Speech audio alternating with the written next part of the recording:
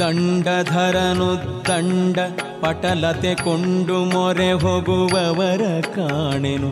ಪುಂಡರೀಕೋದ್ಭವನ ಶಿರವನು ಕಡಿದು ತುಂಡಿಸಿದ ಖಂಡ ಪರಶುವು ರುದ್ರಭೂಮಿಯೊಳಂಡಲೆದು ತಿರುಗುವನು ನೀನು ದಂಡ ದೇವರ ದೇವಾ ರಕ್ಷಿಸು ನಮ್ಮನ ನವರತ ರಕ್ಷಿಸೋ. ಪರಮಾತ್ಮನಿಗೆ ಪ್ರಾರ್ಥನೆ ಮಾಡುವಾಗ ಹೇಳ್ತಾರೆ, ಈ ಪದ್ಯದಲ್ಲಿ ಈ ನುಡಿಯಲ್ಲಿ 2 ಸಾಲುಗಳು ಸ್ವಲ್ಪ ವಾದಗ್ರಸ್ತವಾಗಿವೆ. ಅಂದರೆ ಪಾಠಗಳು ಬೇರೆ ಬೇರೆ ವರ್ಷನ್ಸುಗಳಿವೆ. ಹಾಡಿದವರು ಬೇರೆ ರೀತಿಯಿಂದ ಹಾಡಿದ್ದಾರೆ. ಪುಸ್ತಕದಲ್ಲಿ ಮತ್ತೊಂದು ರೀತಿ ಇದೆ, ಇನ್ನೊಂದು ಪುಸ್ತಕದಲ್ಲಿ ಮತ್ತೊಂದು ರೀತಿ ಇದೆ. ಹೀಗೆ ಬೇರೆ ಬೇರೆ ರೀತಿಯಿಂದಿದೆ. ಹಾಗಾಗಿ ಯಾವುದಕ್ಕೂ ಸಮಂಜಸವಾಗಿ ವ್ಯಾಖ್ಯಾನ ಮಾಡುವುದು ಸಾಧ್ಯವಾದೀತು. ಆದರೆ ಸರಿಯಾದ ಶಬ್ದ ಏನು ಅನ್ನುವುದನ್ನು ನಿರ್ಧರಿಸಿ ವ್ಯಾಖ್ಯಾನ ಮಾಡುವುದು ಉಚಿತ. ಆದ್ದರಿಂದ ಪ್ರಾಚೀನ ಪ್ರತಿಗಳನ್ನು ನೋಡಿ ಅದರ ವ್ಯಾಖ್ಯಾನ ಮಾಡುವುದು ಉತ್ತಮ. ಹಾಗಾಗಿ ಸದ್ಯಕ್ಕೆ ಬಹಳ ಹೆಚ್ಚು ಅದರ ವ್ಯಾಖ್ಯಾನವನ್ನು ಮಾಡುವುದಿಲ್ಲ. 2 ಸಾಲಿನ ವ್ಯಾಖ್ಯಾನ. ದಂಡಧರನುಪಟಳದಿ ಮಿಗೆ ಮುಂಕೊಂಡು ಮೊರೆಯುಗುವವರ ಕಾಣೆನು ಅಂತನ್ನುವುದಾಗಿ ಇಲ್ಲಿ ಪಾಠ. ಸಾಮಾನ್ಯವಾಗಿ ಇಷ್ಟರ್ಥ. ಯಮನ ಉಪಟಳ ಯಾರಿಗೆ ತಪ್ಪಿಲ್ಲ? ಯಾರಿಗೆ ತಪ್ಪಿದೆ? ಎಲ್ಲರಿಗಿದೆ. ಯಮನ ಪೀಡೆ ಯಾರಿಗಿಲ್ಲ? ಎಲ್ಲರಿಗಿದೆ. ಸಾವು ಯಾರಿಗಿಲ್ಲ? ಎಲ್ಲರಿಗಿದೆ. ಇಷ್ಟು ಅಲ್ಲಿ ಹೇಳಬೇಕಾಗಿದೆ. ಅದರ ಮುಂದಿನ ಮಾತುಗಳೇನಿವೆ ಅವನ್ನು ಬಿಟ್ಟು ಮುಂದಿನ ಮಾತನ್ನು ತೆಗೆದುಕೊಳ್ಳೋಣ. ಪುಂಡರೀಕೋದ್ಭವನ ಶಿರವನ್ನು ಕಡೆದು ತುಂಡಿಸಿದ. ಪುಂಡರೀಕ ಕಮಲ, ಉದ್ಭವ ಕಮಲದಲ್ಲಿ ಹುಟ್ಟಿದಂತಹ ಬ್ರಹ್ಮದೇವರು.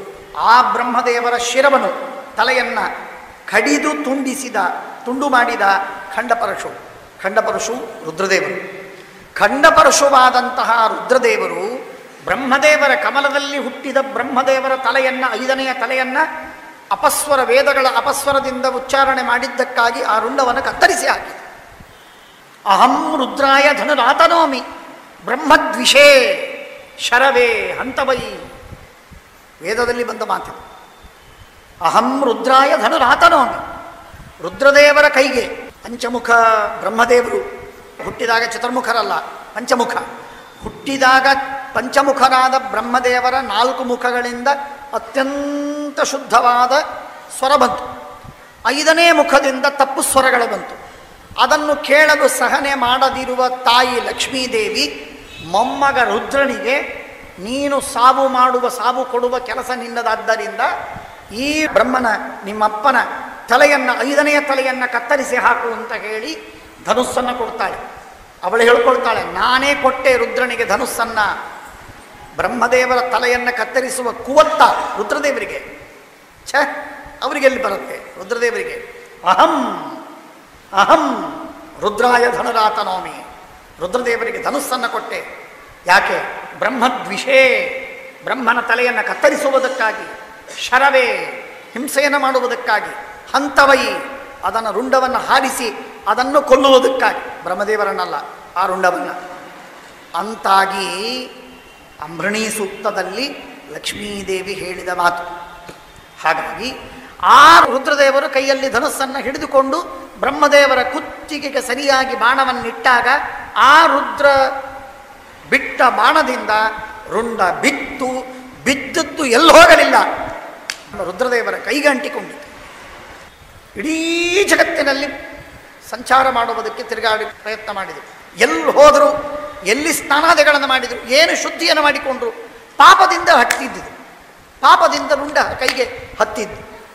ಕೈಗೆ ಹತ್ತಿದ ರುಂಡವನ್ನು ಬಿಡಿಸಿಕೊಳ್ಳಬೇಕೆಂಬ ಪ್ರಯತ್ನವನ್ನು ರುದ್ರದೇವರು ಎಲ್ಲಿ ಹೋದರೂ ಆಗಲಿಲ್ಲ, ಬಿಟ್ಟು ಸರಿಯಲಿಲ್ಲ. ರುಂಡ ಕೈಗೆ ಅಂಟಿಕೊಂಡಿತ್ತು. ಕೊನೆಗೆ ಬದರಿಕಾಶ್ರಮಕ್ಕೆ ಹೋಗ್ತಾರೆ. ಬದರಿಕಾಶ್ರಮದಲ್ಲಿ ಸ್ನಾನವನ್ನು ಮಾಡಿ ಒಂದು ಕಪಾಲಕ್ಕೆ ಹೋಗಿ ಆ ದೊಡ್ಡದಾದಂತಹ ಒಂದು ಕಲ್ಲಿನ ಬಂಡಿಗೆ ಅದನ್ನು ಹಚ್ಚಿದಾಗ ಅಲ್ಲಿ ರುದ್ರದೇವರ ಕೈಯಿಂದ ಅದು ಬಿಚ್ಚಿ ಹೋಯಿತು. ಆಗ ಅದಕ್ಕೆ ಬ್ರಹ್ಮಕಪಾಲ ಅಂತ ಹೆಸರು ಬಂತು. ಹಾಗಾಗಿ ಆ ಬ್ರಹ್ಮಕಪಾಲದಲ್ಲಿ ಶ್ರಾದ್ದಾದಿಗಳನ್ನು ಮಾಡುವುದು ಬದರಿಕಾಶ್ರಮದಲ್ಲಿ ಅತ್ಯಂತ ಪ್ರಧಾನವಾದದ್ದು ಎನ್ನುವ ಮಾತು ಅಲ್ಲಿಗೆ ಬಂದದ್ದು. ಇಂಥ ಮಹತ್ವಪೂರ್ಣವಾಗಿರುವಂತಹ ಅಂಶವನ್ನು ಹೇಳ್ತಾರೆ. ಪುಂಡರೀಕೋದ್ಭವನ ಶಿರವನ್ನು ಕಡಿದು ತುಂಡಿಸಿದ ಖಂಡಪರಶು. ಖಂಡಪರಶು. ಇಂಥವರಿಗೂ ಎಂಥ ರುದ್ರದೇವರು, ಏನು ಸಾಮರ್ಥ್ಯ ಅವರಿಗೇನು ವೇದಜ್ಞಾನ, ಏನು ಭಗವಂತನ ಜ್ಞಾನ, ಎಷ್ಟು ಗುಣಗಳ ಉಪಾಸನೆ, ಇಡೀ ಜಗತ್ತನ್ನು ಸಂಹಾರ ಮಾಡುವ ಸಾಮರ್ಥ್ಯವಿರುವಂತಹ ರುದ್ರದೇವರು. ಇಷ್ಟಾದರೂ ಕೂಡ ಅವರಿಗೆ ಭಗವಂತ ಮಾಡಿದ ಆಜ್ಞೆಗೆ ತಕ್ಕಂತೆ ರುದ್ರಭೂಮಿಯಳು ಅಂಡಲೆದು ತಿರುಗುವವನು. ರುದ್ರಭೂಮಿಯಲ್ಲಿ, ಸ್ಮಶಾನದಲ್ಲಿ, ಸದಾಕಾಲ ಸ್ಮಶಾನದಲ್ಲಿ ತಿರುಗ್ತಾ ಇರ್ತಾರೆ. ಸ್ಮಶಾನವಾಸಿ ರುದ್ರ. ಯಾಕೆ ಸ್ಮಶಾನವಾಸಿ? ಪರಮಾತ್ಮನ ಆಜ್ಞೆ ಆಯಿತು. ಭಗವಂತನ ಆಜ್ಞೆಯನ್ನು ಮೀರಲಾರದಂತೆ ರುದ್ರದೇವರು ಸ್ಮಶಾನವಾಸಿಗಳಾಗಿ ಸಂಚಾರ ಮಾಡ್ತಾ ಇದ್ದಾರೆ. ರುದ್ರಭೂಮಿಗಳು ಅಂಡಲೆದು ತಿರುಗು ಇರುವವನು ನೀನು. ಇಂಥ ಬ್ರಹ್ಮದೇವರ ತಲೆಯನ್ನೂ ಕತ್ತರಿಸಿ ಹಾಕಿದಿ ರುದ್ರನಿಂದ. ಆ ರುದ್ರನನ್ನು ಭಾರೀ ದೊಡ್ಡ ಸ್ಥಾನವೇನಲ್ಲ, ಅವನಿಗೂ ಸ್ಮಶಾನವಾಸಿಯಾಗಿ ಮಾಡಿದಿ. ಇದೆರಡಕ್ಕೂ ಕಾರಣನಾದವನು ನೀನು ಸ್ವಾಮಿ. ಅಂದಮೇಲೆ ಈ ಬ್ರಹ್ಮದೇವರು ಸರ್ವೋತ್ತಮರು ಹೇಗೆ, ಈ ರುದ್ರದೇವರು ಸರ್ವೋತ್ತಮರು ಹೇಗೆ? ಆ ರುದ್ರದೇವರು ಸ್ಮಶಾನವಾಸಿಗಳಾಗ್ತಿದ್ರಿ ಯಾಕೆ? ನಿನ್ನ ಆಜ್ಞೆಯಿಂದ ಆಗಿದ್ದಾರೆ. ಅಂದಮೇಲೆ ನಿನ್ನ ಆಜ್ಞೆಯಿಂದ ನಾವು ನಮಗೆ ಯಾರಾದರೂ ಹೇಳಿದರೆ ಕಸ ಗುಡಿಸು ಅಂತ ಹೇಳಿದರೆ ನಾವು ಕಸ ಗುಡಿಸುವುದಿಲ್ಲ. ನಂದ ಕೆಲಸ ಅದು, ಯಾರಿಗಾದರೂ ಹೇಳಿ, ನಾನು ಮಾಡೋದಿಲ್ಲ ಅಂತಂತೇವೆ ನಾವು. ಕಸ ಗುಡಿಸುವವನೇ ಬೇರೆ, ಪ್ಯೂನೇ ಬೇರೆ, ಮತ್ತೊಂದು ಕೆಲಸ ಮಾಡುವವನೇ ಬೇರೆ. ಇಷ್ಟು ದುರಹಂಕಾರಿಗಳಾದ ನಾವು ಆ ಭಗವಂತ ಒಂದಾಜ್ಞೆ ಮಾಡಿದ್ದಕ್ಕೆ ನೀ ಸ್ಮಶಾನವಾಸಿಯಾಗು ಆದಿಸ್ವಾಮಿ, ನಿನ್ನ ಆಜ್ಞೆ ಅಂತ ಸತತವಾಗಿ 24 ಗಂಟೆ 360 ದಿನ ಯುಗ ಕಳೆದರೂ ಕೂಡ ರುದ್ರದೇವರು ಸ್ಮಶಾನವಾಸಿಗಳಾಗಿದ್ದಾರೆ. ಅರ್ಥ ಮಾಡಿಕೊಳ್ಳಿ, ಭಗವಂತನ ಆಜ್ಞಾ ಬಲ ಎಷ್ಟಿದೆ, ಉದ್ದಂಡವಾದ ಬಲವಿದೆ. ಅದನ್ನು ಅರ್ಥ ಮಾಡಿಕೊಳ್ಳಿ ಅಂತಂತ ಕನಕದಾಸರು ಹೇಳುವ ಮಾತು ನೋಡಿ ಎಷ್ಟು ಚೆನ್ನಾಗಿದೆ. ದಂಡಧರನು ಪುಂಡರೀಕೋದ್ಭವನ ಶಿರವನ್ನು ಕಡಿದು ತುಂಡಿಸಿದ. ಇಷ್ಟು ದೊಡ್ಡವರವರು ರುದ್ರದೇವರು, ಸಾಮಾನ್ಯರಲ್ಲ. ಅಂಥ ಖಂಡಪರಶುವು ರುದ್ರಭೂಮಿಯೊಳು ಅಂಡಲೆದು ತಿರುಗುವನು. ಅನೇಕ ಜನ ಕನಕದಾಸರನ್ನು ಶೈವ ಅಂತ ಹೇಳ್ತಾರೆ. ಇಲ್ಲಿ ತಮ್ಮ ಶೈವತ್ವದ ಪೂರ್ಣವಾಗಿ ನಿವಾರಣೆ ಮಾಡ್ತಾರೆ. ಭಗವಂತನಿಗೆ, ರುದ್ರದೇವರ ಸಹಿತವಾಗಿ ಭಗವಂತನಿಗೆ ಶರಣ ಹೋಗ್ತಾರೆ. ಎಲ್ಲಿ ರುದ್ರದೇವರು ಸರ್ವೋತ್ತಮನು, ಪರಮಾತ್ಮ ಸರ್ವೋತ್ತಮ, ಉದ್ದಂಡ ದೇವರ ದೇವ, ಎಲ್ಲವನ್ನೂ ಮೀರಿದ ದೇವರ ದೇವ ನೀನು ಸ್ವಾಮಿ ಪರಮಾತ್ಮ. ನಿನ್ನ ಹೊರತು ಇನ್ಯಾರಿದ್ದಾರೆ ಗತಿ ಎಂಬುದಾಗಿ ಭಗವಂತನನ್ನು ಕೊಂಡಾಡುವಂಥ ಪರಿ ಆ ರೀತಿ ನೋಡಿದರೆ ಆಶ್ಚರ್ಯವಾಗಿದೆ. ಖಂಡಪರಶು ರುದ್ರಭೂಮಿಯಳು ಅಂಡಲೆದು ತಿರುಗುವನು ನೀನು, ಉದ್ದಂಡ ದೇವರ ದೇವ, ಎಲ್ಲ ದೇವತೆಗಳಿಗೆ ನಿಯಮನ ಮಾಡುವವ ನೀನು. ಅಂದಮೇಲೆ ಆ ರುದ್ರದೇವರು ನಿನ್ನ ಮಾತು ಕೇಳಿದರು, ಬ್ರಹ್ಮದೇವರ ತಲೆಯನ್ನೂ ಕತ್ತರಿಸಿದರು, ಸ್ಮಶಾನವಾಸಿಗಳೂ ಆದರು. ಈ ರೀತಿಯಾಗಿ ಅವರು ಇರ್ತಾ ಇದ್ದಾರೆ. ನಮ್ಮನ ನವರತ ರಕ್ಷಿಸು. ಶಕ್ತಿ ಎಂಬುದು ಮಾಯೆ, ಮಾಯಾಶಕ್ತಿ ಅದು ತನುವಿನಲಿ ನೀ ನಿಜ ಮುಕ್ತಿದಾಯಕ ನಿರಲು ಸುಖ ದುಃಖಾದಿಗಳಿಗಾರು. ಯುಕ್ತಿಯೊಳಗಿದನರಿತು ಮನದ ವಿರಕ್ತಿಯಲಿ ಭಜಿಸುವಗೆ ಮುಕ್ತಿಗೆ ಭಕ್ತಿಯೇ ಕಾರಣವು. ರಕ್ಷಿಸು ನಮ್ಮನವರತ, ರಕ್ಷಿಸನವರತ. ಯಾವ ಶಬ್ದವನ್ನು ಹೇಗೆ ಅನ್ನಬೇಕು ಹಾಗೆ ಅನ್ನಬೇಕಲ್ಲಿ, ಅದು ಬಹಳ ಮಹತ್ವದ್ದು. ಅಂದಾಗ ಆ ದಂಡ ದೇವ ಅಂತನ್ನುವುದು ಎತ್ತಿದಾಗ, ಆ ಸ್ವರಿತದಲ್ಲಿ ಬಂದಾಗ ಅದು ಕಂಪನವಾಗತ್ತೆ ಹೃದಯದಲ್ಲಿ, ಝಲ್ಲಂತಂತದೆ. ಅದು ಭಕ್ತಿ, ಅದು ಪ್ರೇರಣೆ. ಶಕ್ತಿ ಎಂಬುದು ಮಾಯೆ. ಶಕ್ತಿ ಅನ್ನೋದಕ್ಕೆ ಮಾಯೆ ಎಂದು ಹೆಸರು. ಮಾಯೆಗೆ ಶಕ್ತಿ ಅಂತನ್ನೋದು. ಮಾಯಾಶಕ್ತಿ ಅಂತನ್ನೋದೇನಿದೆ ಅದು ತನುವಿನಲ್ಲಿ ನೀ ನಿಜ ಮುಕ್ತಿದಾಯಕನಾಗಿರಲು ಸುಖ ದುಃಖಾದಿಗಳಿಗಾರು ಕಾರಣರು. ಯಾರಿದ್ದಾರೆ ಸುಖ ದುಃಖಗಳನ್ನು ಕೊಡುವವರು? ನೀನಲ್ವೇ? ನಿನ್ ಬಿಟ್ಟು ಇನ್ಯಾರಾದರೂ ಇದ್ದಾರಾ? ಮಾಯೆಯಿಂದ ಬಂತ, ಪ್ರಕೃತಿಯಿಂದ ಬಂತ, ಅದು ಅದಕ್ಕೆ ಕಾರಣವಾದದ್ದ. ಅರೆ, ಮುಕ್ತಿದಾಯಕನಾದ ನೀನು ಭಗವಂತ, ನೀನು ಮೋಕ್ಷವನ್ನು ಕೊಡ್ತಿ. ಆ ಮೋಕ್ಷವನ್ನು ಕೊಟ್ಟಾಗ ಮಾಯೆ ಇರುತ್ತಾ? ಇಲ್ಲ. ಹಾಗಾದರೆ ಮಾಯೆಯನ್ನು ಮೀರಿ, ಮಾಯೆಯನ್ನು ದಾಟಿಸಿ ನೀನು ಮೋಕ್ಷವನ್ನು ಕೊಡ್ತಿ. ಮಾಯೆಯನ್ನು ದಾಟಿಸಿ ನೀನು ಮೋಕ್ಷವನ್ನು ಕೊಡುವಂತಹ ಸ್ವಾಮಿ ನೀನು ಒಳಗೆ ನಮ್ಮ ದೇಹದಲ್ಲಿ ಇರುವಾಗ ಯಾರು ಹೇಳ್ತಾರೆ ಶಕ್ತಿಯಿಂದ ಮಾಯೆಯಿಂದ ನಮಗೆ ದುಃಖವಾಯಿತು ಸುಖವಾಯಿತು? ನಾನ್ ಸೆನ್ಸ್, ಅರ್ಥವಿಲ್ಲ. ನಿನ್ನಿಂದಲೇ ಸುಖ, ನಿನ್ನಿಂದಲೇ ದುಃಖ, ನೀನೇ ಸುಖ ದುಃಖಗಳಿಗೆ ಪ್ರಧಾನವಾಗಿ ಕೊಡುವವ ಮತ್ತೊಬ್ಬರಲ್ಲ ಎನ್ನುವುದು ನಮಗೆ ಪೂರ್ಣ ಭರವಸೆ ಇದೆ. ಆದ್ದರಿಂದ ಯುಕ್ತಿಯೊಳಗಿದನರಿತು ಅಂದರೆ ಮಾಯೆಯನ್ನು ಮೀರಿದವರಿಗೆ ಮೋಕ್ಷವನ್ನು ಕೊಡಲು ಸಾಧ್ಯವಾಗುತ್ತೆ. ಅಂದರೆ ಮಾಯೆಯನ್ನು ದಾಟಿಸುವುದು ದೇವರಿಗೆ ಸಾಧ್ಯವಿದೆ ಅಂತಾಯಿತು. ಮೋಕ್ಷವನ್ನು ಕೊಡ್ತಾನೆ ಪರಮಾತ್ಮ ಎಂದ ಮೇಲೆ ಮಾಯೆಯನ್ನು ದಾಟಿಸುವುದು ಸಾಧ್ಯವಿದೆ. ಮಾಯೆಯನ್ನು ದಾಟಿಸುವುದು ಸಾಧ್ಯವಿದೆ ಎಂದ ಮೇಲೆ ಮಾಯೆಯನ್ನು ತಾನು ಮೀರುವುದಲ್ಲರಿ, ತಾನು ಮೀರುವುದಲ್ಲ, ತನ್ನ ಭಕ್ತರನ್ನು ಕೂಡ ಮೀರಿಸ್ತಾನೆ. ಜಡ ಪ್ರಕೃತಿಯನ್ನು ಮೀರುವಂತೆ ಭಕ್ತರಿಗೆ ಅನುಗ್ರಹವನ್ನು ಮಾಡ್ತಾನೆ ಪರಮಾತ್ಮ. ಅಥವಾ ಜೀವಾಚ್ಛಾದಿಕ ಪರಮಾಚ್ಛಾದಿಕ ಎಂಬ ದುಷ್ಟ ಪ್ರಕೃತಿಯನ್ನು, ಪಿಶಾಚದಂತೆ ಇರುವ ಆ ದುಷ್ಟ ಪ್ರಕೃತಿಗಳನ್ನು ಮೀರುವಂತೆ ಮಾಡ್ತಾನೆ ಪರಮಾತ್ಮ. ಇಂಥ ದೊರೆ ದೇವರು ಯಾರಿದ್ದಾರೆ? ಯಾರಿಲ್ಲ. ಇಂಥ ಶಕ್ತಿ ಇರುವ ಪರಮಾತ್ಮ ನೀನು ನನ್ನಲ್ಲಿರುವಾಗ ಇನ್ಯಾರು ನಮಗೆ ಸುಖ ದುಃಖಗಳನ್ನು ಕೊಡ್ತಾರೆ ಅಂತ ನಾನು ಹುಚ್ಚರಂತೆ ತಿಳಿಯಲಿ. ನೀನೇ ಸುಖ ದುಃಖ ಪ್ರದ, ಇದರಲ್ಲಿ ವಿವಾದವಿಲ್ಲ ನನಗೆ. ಆದ್ದರಿಂದ ಇದು ಯುಕ್ತಿ. ಈ ಯುಕ್ತಿಯೊಳಗೆ ಇದನ್ನು ಅರಿತು ಮನದ ವಿರಕ್ತಿಯಲ್ಲಿ ಭಜಿಸುವವರಿಗೆ ಮುಕ್ತಿಗೆ ಭಕ್ತಿಯೇ ಕಾರಣ. ಇನ್ನೇನು ಬೇಕಾಗಿದೆ? ನಿನ್ನ ಭಕ್ತಿ ಒಂದನ್ನು ಮಾಡಿದರೆ ಸಾಕು. ಇನ್ನು ಯಾವ ಖಟಾಟೋಪವನ್ನು ಮಾಡಬೇಕಾದ ಅಗತ್ಯವಿಲ್ಲ. ಯಾವ ಖಟಾಟೋಪವನ್ನು ಮಾಡಬೇಕಾದ ಅಗತ್ಯವಿಲ್ಲ. ಕೇವಲ ಮಾಡಬೇಕಾಗಿರುವಂಥದ್ದು ನಿನ್ನ ಭಕ್ತಿ. ಆ ಭಕ್ತಿ ಜೇನಿನಂತೆ ಸಿಹಿ. ಅಂಥ ಸಿಹಿಯಾದ ಭಕ್ತಿಯನ್ನು ಮುಕ್ತಿಗೆ ಮಾಡುವುದರಿಂದಲೇ ಎಲ್ಲ ವಿಧವಾದಂತಹ ಸಿದ್ಧಿ ಸಾಧನೆಗಳು ಲಭಿಸಿಬಿಡ್ತದೆ. ಆದ್ದರಿಂದ ಭಕ್ತಿಯೇ ಕಾರಣವು. ರಕ್ಷಿಸು ನಮ್ಮ ನನವರತ, ನಮ್ಮನ್ನು ರಕ್ಷಣೆ ಮಾಡು, ಕಾಪಾಡು ಎಂಬುದಾಗಿ ಪರಮಾತ್ಮನನ್ನು ಬೇಡಿಕೊಳ್ತಾರೆ.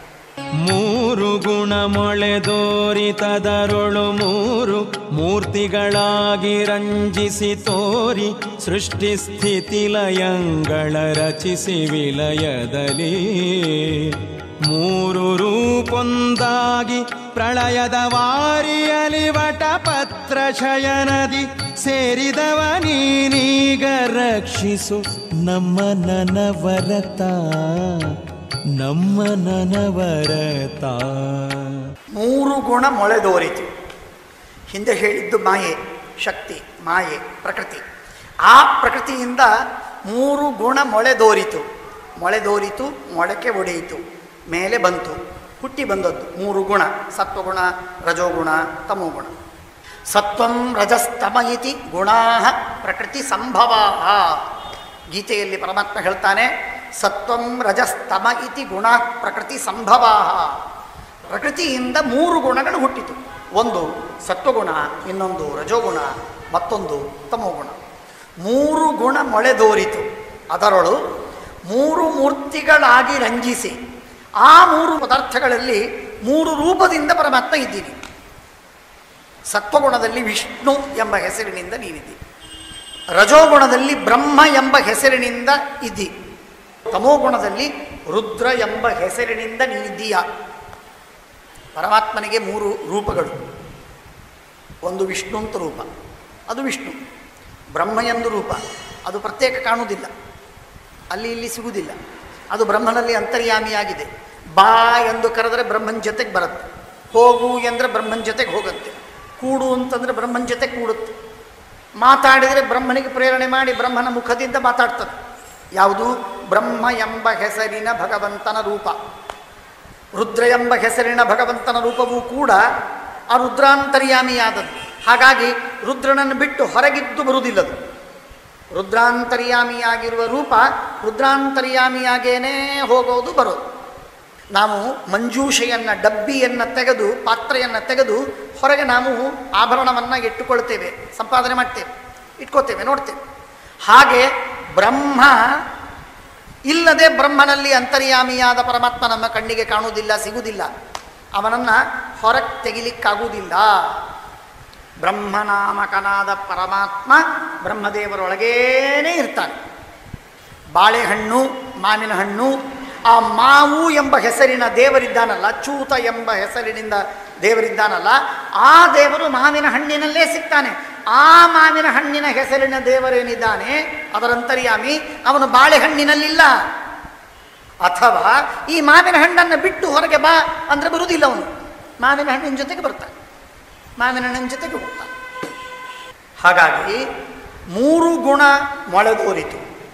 ಅದರಳು 3 ಮೂರ್ತಿಗಳಾಗಿ ಬ್ರಹ್ಮ, ವಿಷ್ಣು, ಮಹೇಶ್ವರ ಎಂಬ ರೂಪಗಳ ಹೆಸರಿಂದ ರೂಪವನ್ನು ತಾಳಿ, ಬ್ರಹ್ಮ ಎಂಬ ಹೆಸರಿನಿಂದ ಚತುರ್ಮುಖ ಬ್ರಹ್ಮದೇವರಲ್ಲಿ ಪರಮಾತ್ಮ ಇದ್ದಾನೆ. ರುದ್ರ ಎಂಬ ಹೆಸರಿನಿಂದ ರುದ್ರದೇವರಲ್ಲಿದ್ದಾನೆ ಪರಮಾತ್ಮ. ರುದ್ರ ದೇವತೆ ಬೇರೆ, ಬ್ರಹ್ಮ ದೇವತೆ ಬೇರೆ, ಅವರಲ್ಲಿರುವಂತಹ ಬ್ರಹ್ಮನಾಮಕ ಪರಮಾತ್ಮನ ರೂಪ ಬೇರೆ. ಹಾಗಾಗಿ 3 ಮೂರ್ತಿಗಳಾಗಿ ರಂಜಿಸಿ ತೋರಿ ಸೃಷ್ಟಿ ಸ್ಥಿತಿ ಲಯಂಗಳ ಸೃಷ್ಟಿಯನ್ನು ತೋರುತ್ತೀಯ ಬ್ರಹ್ಮರೂಪದಿಂದ, ಸ್ಥಿತಿಯನ್ನು ತೋರುತ್ತಿ ವಿಷ್ಣು ರೂಪದಿಂದ, ಲಯವನ್ನು ತೋರುತ್ತಿ ರುದ್ರಾಂತರ್ಯಾಮಿ ರುದ್ರರೂಪದಿಂದ. ಸ್ಥಿತಿ ಲಯಂಗಳ ರಚಿಸಿ ವಿಲಯದಲ್ಲಿ ಇವುಗಳನ್ನೆಲ್ಲ ರಚನೆ ಮಾಡಿ ವಿಲಯದಲ್ಲಿ ಪ್ರಳಯವಾಗುತ್ತೆ. ಪ್ರಳಯದಲ್ಲಿ ಏನಾಗುತ್ತೆ ಅಂತಂದರೆ ಆಗ ವಾರಿಯಲಿ ಕೇವಲ ಚಿಜ್ಜಲ ಚೈತನ್ಯಮಯವಾದಂತಹ ಲಕ್ಷ್ಮೀದೇವಿಯೇ ನೀರಿನ ರೂಪದಲ್ಲಿ, ಅಗಾಧವಾದ ನೀರಿನ ರೂಪದಲ್ಲಿ ಆನೀದವಾತಂ ಸ್ವಧಯಾ ತದೇಕಂ ತಸ್ಮಾತ್ ಧಾನ್ಯನ್ನಪರ ಕಿಂಚನಾಸ ಅಪ್ರಕೇತಂ ಸಲಿಲಂ ಆಹ ಇದಂ. ವೇದದಲ್ಲಿ ಹೇಳ್ತಾರೆ ಅಪ್ರಕೇತಂ ಸಲಿಲಂ ಆಹ ಇದಂ. ಕೇತ ಅಂದರೆ ಕೇತು ಅಂದರೆ ಜ್ಞಾನ, ಪ್ರಕೇತ ಅಂದರೆ ಚಂದಾದ ಜ್ಞಾನ, ಅಪ್ರಕೇತ ಅಂದರೆ ಚಂದಾಗಿ ತಿಳಿಯದ ಅಗೋಚರವಾದ ಅಜ್ಞೇಯವಾದ ಅರ್ಥವಾಗದ ಇನ್ವಿಸಿಬಲ್ ಆದ ಲಕ್ಷ್ಮ್ಯಾತ್ಮಕವಾದ ಜಲವಿದೆ. ಅದು ಅನಂತ ದೇಶದಲ್ಲಿ ವ್ಯಾಪಿಸಿದಂಥದ್ದು. ಆಹಾ, ಎಲ್ಲ ಕಡೆಗೆ ವ್ಯಾಪಿಸಿ ಇರುವಂತಹ ಆ ಜಲದಲ್ಲಿ ವಾರಿಯಲ್ಲಿ ವಟಪತ್ರ ಬರ್ತದೆ ಲಕ್ಷ್ಮೀದೇವಿಯಾಗಿ. ನೀರೂ ಲಕ್ಷ್ಮಿ, ಕತ್ತಲೂ ಲಕ್ಷ್ಮಿ, ಜಡ ಪ್ರಕೃತಿ, ಹಾಗೂ ವಟಪತ್ರವೂ ಭೂದೇವಿ. ಆ ವಟಪತ್ರದಲ್ಲಿ ಪರಮಾತ್ಮ ಪಡಿಸ್ತಾನೆ, ಮಲಗುತ್ತಾನೆ. ಮಲಗಿದಾಗ ಮಲಗಿದ ಯಾವ ನಾರಾಯಣನೋ ಭಗವಂತನೋ ಆ ಭಗವಂತನ ಜೊತೆಗೆ ಈ 3 ರೂಪಗಳು ಐಕ್ಯವನ್ನು ಹೊಂದಿಬಿಡುತ್ತದೆ, ಲಯವನ್ನು ಹೊಂದುತ್ತೆ. ನಿರುಪಚರಿತ ಮೂಲ ರೂಪನಾದ ಪರಮಾತ್ಮ ಒಬ್ಬ ಮಾತ್ರ ಉಳಿತಾನೆ, ಇನ್ಯಾರು ಉಳಿಯುವುದಿಲ್ಲ. ಬ್ರಹ್ಮರುದ್ರ ಎಲ್ಲಿದ್ದಾರೆ? ಹಿಂದೆ ಬಂತಲ್ಲ, ಬ್ರಹ್ಮನ ತಲೆಯನ್ನು ಕತ್ತರಿಸಿದ ರುದ್ರ ಸಣ್ಣವನಿಂದ ದೊಡ್ಡವರ ಸಂಹಾರವನ್ನು ಮಾಡಿಸುವ ಶಕ್ತಿ ಇರಬೇಕಾದರೆ ಪರಮಾತ್ಮನಿಗೆಂಥ ಸಾಮರ್ಥ್ಯವಿದೆ? ಅಂಥ ರುದ್ರನು ಮತ್ತೆ ಸ್ಮಶಾನದಲ್ಲಿ ತಿರುಗುವಂತೆ ಮಾಡಬೇಕಾದ್ರೆ ಭಗವಂತನಿಗೆ ಎಷ್ಟು ಸಾಮರ್ಥ್ಯವಿಲ್ಲ ಅಂದಾಗ ಪ್ರಶ್ನೆ ಬರುತ್ತೆ. ಅಲ್ಲ ಸ್ವಾಮಿ, ಏನು ಬ್ರಹ್ಮದೇವರು ರುದ್ರದೇವರು ಅಂತ ಅಂದರೆ ಹುಡುಗಾಟ ಅಂತ ಮಾಡಿದ್ರ? ಅವರು ಸೃಷ್ಟಿಯನ್ನು ಮಾಡ್ತಾರಲ್ಲ ಬ್ರಹ್ಮದೇವರು, ರುದ್ರದೇವರು ಸಂಹಾರವನ್ನು ಮಾಡ್ತಾರಲ್ಲ, ಜಗತ್ತಿನ ಸಂಹಾರವನ್ನು ಮಾಡ್ತಾರಲ್ಲ. ಸುಮಿರೋ, ನಿನಗೆ ಗೊತ್ತಿಲ್ಲ. ಬ್ರಹ್ಮದೇವರು ಸೃಷ್ಟಿಯನ್ನು ಮಾಡುವುದಿಲ್ಲ. ಬ್ರಹ್ಮದೇವರಲ್ಲಿ ಬ್ರಹ್ಮ ಎಂಬ ಹೆಸರಿನಿಂದ ಪರಮಾತ್ಮ ಇದ್ದಾನೆ, ಅವನು ಸೃಷ್ಟಿಯನ್ನು ಮಾಡ್ತಾನೆ. ರುದ್ರ ಎಂಬ ಹೆಸರಿನಿಂದ ದೇವರಿದ್ದಾನೆ, ಅವನು ಸೃಷ್ಟಿಯನ್ನು ಮಾಡ್ತಾನೆ. ಆ ಬ್ರಹ್ಮ ಮತ್ತು ರುದ್ರ ಎಂಬ ಹೆಸರಿನ 2 ರೂಪಗಳಿವೆ, ಮತ್ತು ವಿಷ್ಣು ಸ್ವಯಂ. ಈ 3 ರೂಪಗಳು ಆ ಮೂಲ ರೂಪವಾದ ನಾರಾಯಣನ ಜೊತೆಗೆ ಐಕ್ಯವನ್ನು ಹೊಂದುತ್ತೆ. ಈ ತತ್ವವನ್ನು, ಪ್ರಮೇಯವನ್ನು ತಿಳಿಸುವುದಕ್ಕಾಗಿ ಅಂತಾರೆ 3 ಗುಣ ಮೊಳೆದೋರಿತು, ಅದರಳು 3 ಮೂರ್ತಿಗಳಾಗಿ ರಂಜಿಸಿ ತೋರಿ ಸೃಷ್ಟಿ ಸ್ಥಿತಿಯ ಲಯಂಗಳ ರಚಿಸಿ ವಿಲಯದಲ್ಲಿ 3 ರೂಪ ಒಂದಾಗಿ, 3 ರೂಪಗಳು ಐಕ್ಯವನ್ನು ತಾಳಿ ಪ್ರಳಯದ ವಾರಿಯಲ್ಲಿ ವಟಪತ್ರ ಶಯನದಿ ಸೇರಿದವ ನೀನೀಗ ರಕ್ಷಿಸು ನಮ್ಮ ನನಭರತ. ಇಂಥ ಸೃಷ್ಟಿಸ್ಥಿತಿ ಲಯಗಳನ್ನು ಮಾಡುವ ಸ್ವಾಮಿ ಪರಮಾತ್ಮ ಅನಂತ ಕಾಲದಲ್ಲಿ ಅನಂತ ದೇಶದಲ್ಲಿ ಹರಡಿ ಅನಂತ ಗುಣಗಳಿಂದ ಬೆಳಗಿ ಇಡೀ ಜಗತ್ತನ್ನು ನಿಯಮಿಸಿ ಜಗತ್ತನ್ನು ಮನಸ್ಸಿಗೆ ಬಂದಾಗ ಸೃಷ್ಟಿ ಸ್ಥಿತಿ ಲಯಗಳನ್ನು ಮಾಡಿ ದೇವತೆಗಳನ್ನು ನಿಮಿತ್ತ ಮಾಡಿಕೊಂಡು ಮಾಡುವಂತಹ ಸ್ವಾಮಿ ಭಗವಂತ ನಮ್ಮನ್ನು ರಕ್ಷಿಸು.